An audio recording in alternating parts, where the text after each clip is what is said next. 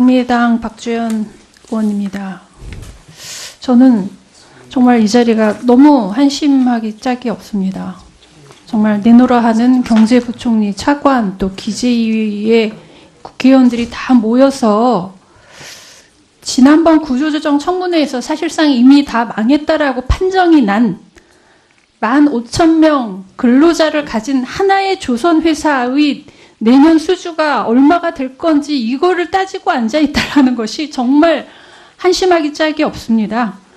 도대체 왜 산업은행 또 수출입은행 대표적인 국책은행 2개와 정부가 이렇게 15,000명짜리 회사 하나에 코가 깨인 건지 일부러 꿰인 건지는 모르겠지만 거기에 지금 23조가 들어갔어요. 국민 세금이.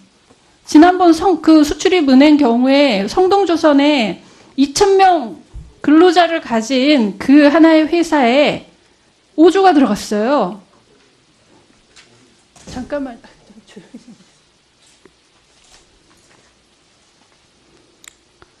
23조면 어떤 돈입니까?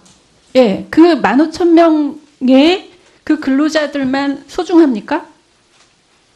자영업자들, 그리고 이제 또 다시 연구체를 발행해 준다고 하는데요.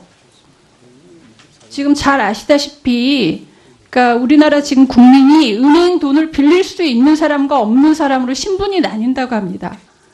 은행 돈을 빌릴 수 있는 사람은 어쨌든 4% 5%로 빌릴 수 있지만 그 빌릴 수 없는 사람이 너무 많은 거예요. 그 사람들은 대부업에 가서 30%, 그 다음에 대부업 이자를 갚지 못해서 그 다음 사채로 밀려나는 사람들이 대부분입니다. 지금 300만 자영업자들이 다 그렇게 힘들어요. 그분들에게도 연구체를 발행해 주셔야 되는 거 아닙니까? 그리고요, 그러니까 정부가 사실상 지난번 구조조정 청문회 때, 그러니까 대우조선이 살아날 수 없다라고 저는 이미 사망 선고를 받았다라고 봅니다. 근데 그거를 또 다시 살리기 위해서 몇 가지 작업을 합니다. 맥킨지 보고서라는 게 나왔는데 그거를 그냥 무시합니다. 쌩 무시합니다. 만약 맥킨지 보고서에 아직도 가망성이 있다라고 했으면 그거를 대대적으로 그걸 가지고 선전했겠죠. 근데 그 내용이 도저히 살릴 수 없다라고 나오니까 그냥 쌩 무시를 합니다. 수출입은행도 똑같은 식으로 성동조선을 했어요. 한 4, 5년간 도대체 회계 보고서를 8번을 봤습니다. 8번을. 자기가 불리한 거 나오면 그냥 무시하고 자기가 유리한 거 나올 때까지 그걸 봤습니다. 그리고 또 이제 언론 플레이를 합니다. 위험 노출 금액이 무슨 55조 내 뭐네 이런 식으로 하는데 그 내용을 보면요. 인건비 전액, 사내 인건비, 외주 인건비 전액, 거래 내역 전액, 기자재 전액, 이런 식으로 말도 안 되는 그거를 다 집어넣어서 그런 식으로 위험 노출액 때문에 세금을 집어넣어야 된다고 하면 우리나라 모든 기업이 만약에 망했을 때 그런 식으로 다 위험에 노출되기 때문에 다 살려야 되는 거죠. 그리고 무슨 숙련 기술 인력이 중국으로 나갈 수 있다 그러는데 우리나라 IT 고급 인력 지금 다 외국으로 나가고 있습니다. 꼭 그 조선업에 앞으로 그 무슨 공급에 대한 그러니까 수요에 대한 아무 전망도 없는 그 산업의 일부 숙련 기술 인력을 국내에 계속 붙잡아 두기 위해서 국민 세금이 23조 들어간 거를 또 계속 집어넣어야 됩니까?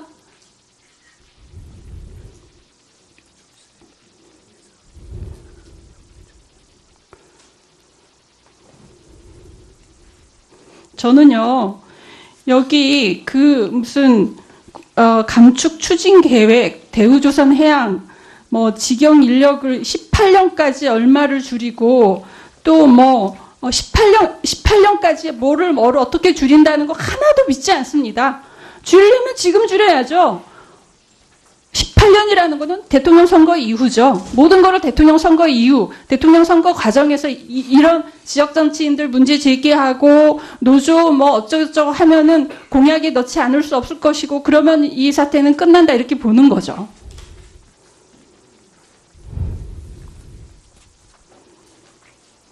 도대체 15,000명이 이 근무하는 회사에 23조를 국민 세금을 집어넣고 또 집어넣겠다는 게 말이 되나요? 23조가 어떤 돈입니까? 지금 650만 어르신들 중에 빈곤율이 50%고 330만 명에 대해서 기초연금 지금 20만 원 주는 거를 30만 원으로 올려주는데 그거를 10년 가까이 할 수 있는 돈입니다.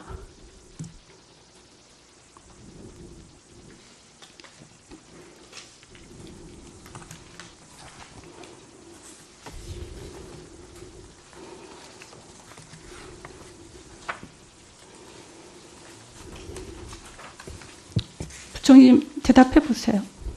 의원님이 걱정하시는 것은 합니다만 또 돈을 넣겠다는 말씀은 우선 그것은 그렇지 않다는 말씀을 드리고요.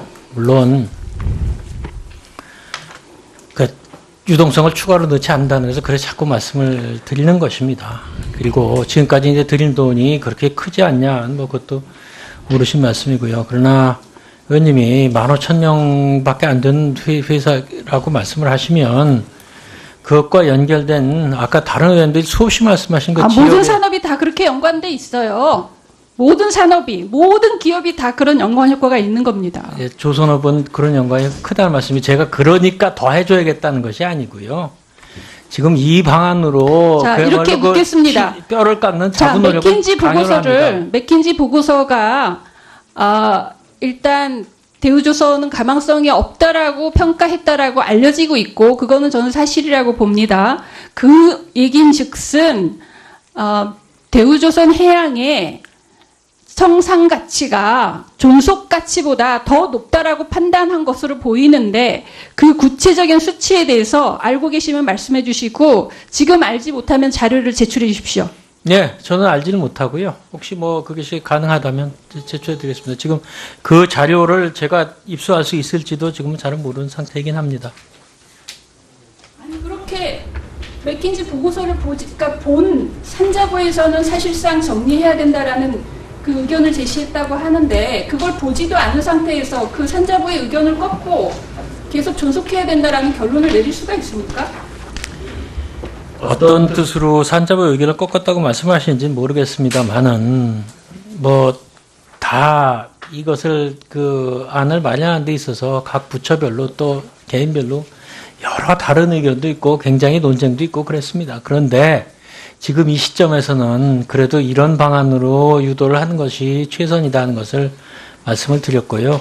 의원님 말씀대로 글쎄 만약에 지금 뭐 이 단계에서 뭐 대우조선을 앞으로 희망이 없다고 판단을 해서라면 청산을 해야 할 것인데 뭐 그렇지 않은 것이 있으니까 이런 방안을 그래도 마련했다는 말씀을 드립니다.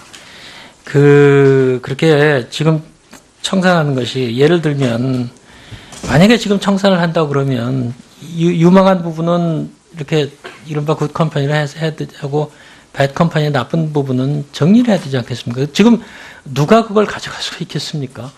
그거 다 무슨 얘기냐 하면 그야말로 국민의 혈세를 수십조 들여가지고 그것 정리를 다 해줘야 됩니다. 뭐 그렇고 저렇고 제가 따질 것은 아니라고 보고요.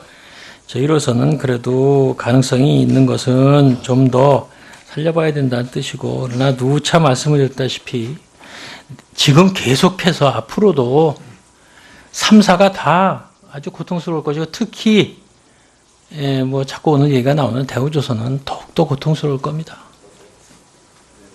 법조관리 들어간다 하더라도 바로 이게 그 순간적으로 스탑을 하는 게 아니잖아요. 그래서 그러니까 현재 그 기수주 받은 선박을 만들 때까지는 그 부분에 한해서 존속을 얼마든지 할 수 있는 것이고 그러니까 지금 아니 그런 게 포함되어 있습니다.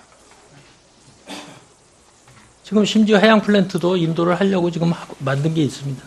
그런데 지금 정부가 약간 저는 국민을 겁박했다라고 보는데요. 마치 이게 그러니까 스탑을 하면 그러니까 법정 관리에 들어가면은 이게 올 스탑이 되는 것이고 그로 인해서 정부가 그동안 물린 돈에서 엄청나게 손해를 봐서 감당할 수 없는 것처럼 굉장히 손해가 더 큰 것처럼 그런 식으로 언론 플레이를 한 후에 이런 결정을 내린 겁니다. 저희는 그런 언론 플레이는 안 했다고 생각을 하고요. 하여튼 뭐 저희도 걱정이 많고 의원님도 걱정이 많으신 걸 저희 충분히 이해하고 좀 걱정은 같이 저희도 하고 있다는 말씀을 드리고 하여튼 지금 단계에서는 이 방안이 그래도 그나마 제일 최선의 방안이다 하는 것으로 말씀을 대신하겠습니다. 네, 수고하셨습니다. 다음은 이성구 위원님 질의해 주시기 바랍니다. 5조가 들어갔어요. 잠깐만.